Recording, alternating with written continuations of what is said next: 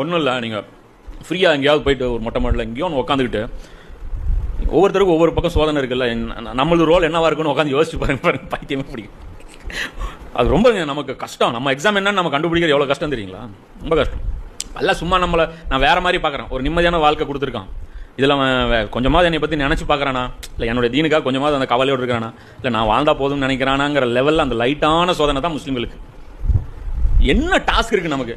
India வந்து இஸ்லாமிய ஆட்சி மாற்றணும்னு டாஸ்க் இருக்கா நமக்கு? இல்லை.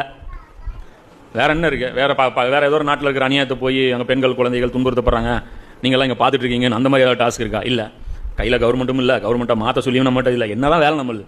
குறைஞ்சபட்சம் இந்த உம்மத்தை எழுப்புறது, இருக்கிற அந்த பிரிவினைகளை ஒழிச்சு இவங்களெல்லாம் ஒன்றாக்குறது, குரானுடைய அந்த நாலேஜை வந்து மக்கள்கிட்ட கொண்டு போய் சேர்த்துறது லோயஸ்ட் லெவல். ஏன்னா நம்ம சோத்துக்கே இங்கே ஓடுறதே அது நேரம் சரியாக இருக்குது. காலையில் 9 மணிக்கு போனால் நைட்டு 9 மணிக்கு வந்தால் தான் வாடகை கட்ட முடியும், ஸ்கூல் ஃபீஸு. மெஜாரிட்டி மக்களுடைய நிலைமை தான்.